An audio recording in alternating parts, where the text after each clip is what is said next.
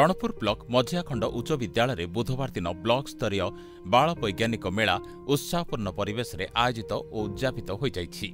एही कार्यक्रम रणपुर ब्लॉक शिक्षा अधिकारी पिंटू कुमार प्रधान सभापतित्व में आयोजित उद्घाटनी सभारे मुख्य अतिथि भाव रणपुर ब्लॉक चेयरमैन निर्मला बेहेरा, मुख्य वक्ता भाव रणपुर गोष्ठी उन्नयन अधिकारी मनोज कुमार नायक, सम्मानित अतिथि भाव सांसद प्रतिनिधि तथा आईनजीवी प्रियव्रत प्रहराज, रघुनाथ उच्च विद्यालय प्रधान शिक्षक वसंत कुमार साहू, सरपंच मधुमिता तराई, मंडल साधन केन्द्र संयोजक रसानंद प्रधान प्रमुख जोग देइथिले। कार्यक्रमर अयमारंभरे अतिथि मानक द्वारा परंपरागत भावे जगतरनाथ जगन्नाथଙ୍କ निकटरे प्रदीप प्रज्वलन करा जाइथिला। मुख्य वक्ता भावे जोग देइथिबा श्री नायक कहिथिले, एपरि मेला छोट दिनरु वैज्ञानिक चेतना और नवचिंतन शक्ति को उत्तेजित करे, जहा भविष्यत रे देश गठनर दैनिक भूमिका नेब।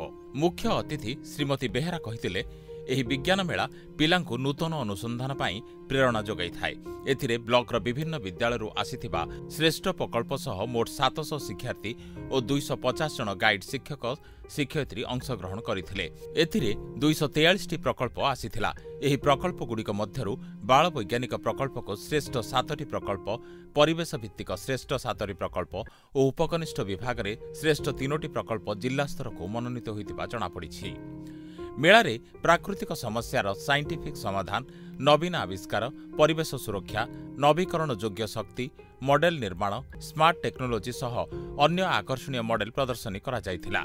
शिक्षक, अभिभावक और अन्यान्य उत्सुक परिदर्शक माने पिलामानक ज्ञान और नूतन चिंताधारा को अभिनंदन जणाइछन्ति। अपराह्न आयोजित उद्यापनी सभारे अतिथि भावे जिला शिक्षक प्रशिक्षक प्रतिष्ठान अध्यक्ष विजय कुमार त्रिपाठी, बाचस्पति प्रतिनिधि तथा युव समाजसेवी अभिषेक सामंतराय, जिला परिषद सभ्या लक्ष्मीप्रिया तराई, सहकारी ब्लॉक शिक्षा अधिकारिणी लक्ष्मीदेई प्रमुख जोग देइथिले। अतिथि माने पिलामानकु उत्साहित तथा आगको बढ़िबा पाई अभिभाषण माध्यम बहु प्रेरणा देइथिले। परे विभिन्न वर्गरे श्रेष्ठ प्रकल्पगुड़िक पुरस्कार प्रदान करा जाइथिला। मेलार सफल आयोजन पाई शिक्षा विभाग, शिक्षक मंडली और स्थानीय प्रशासन प्रशंसा अर्जन करिसंती।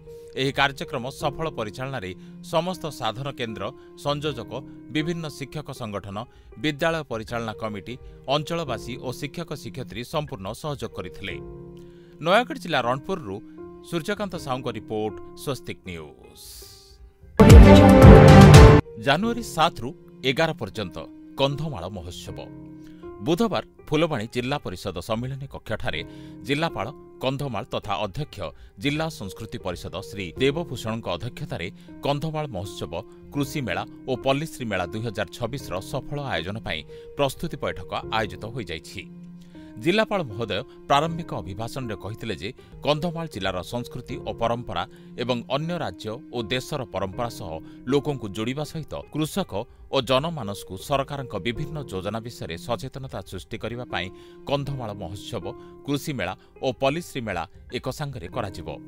एथिपाई कंधमाल को अग्राधिकार देई समस्तक सहयोग कामना करथिले। पूर्व वर्षर आय और व्यय तथा ओरमास और जिला संस्कृति कार्यालय पक्षरु प्रदान करा जायथिला। प्रकल्प प्रशासक आईटीडीए फुलवाणी तथा जिला संस्कृति अधिकारी श्री गदाधर पात्र पूर्व वर्षर प्रस्तुति बैठकर विवरणी पाठन करथिले एवं अतिरिक्त जिलापाल श्री रमेश चंद्र जेना समस्त कमिटीर कर्मकर्ता निर्धारण करथिले। सभारे उपस्थित विज्ञ व्यक्ति माने एही महोत्सव को सफल करबा पाई विभिन्न परामर्श प्रदान करथिले एवं एहा उपरे गुरुत्व देई एहार कार्यकारी पाई जिलापाल प्रतिश्रुति देइथिले। सर्वसम्मतिक्रमे 7 रु 11 जनवरी 2026 रे कंधमाल स्टाडियम रे आयोजन कराजिबा पाई निष्पत्ति नियागला।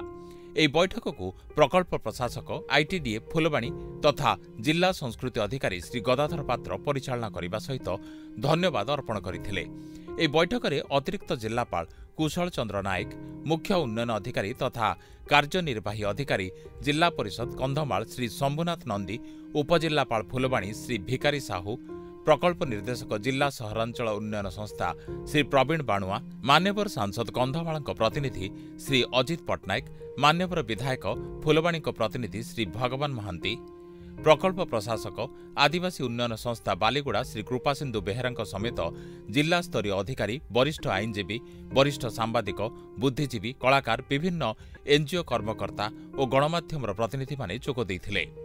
କନ୍ଧମାଳରୁ ବିରୁପାକ୍ଷ ନାୟକଙ୍କ ରିପୋର୍ଟ, ସ୍ୱସ୍ତିକ ନ୍ୟୁଜ୍।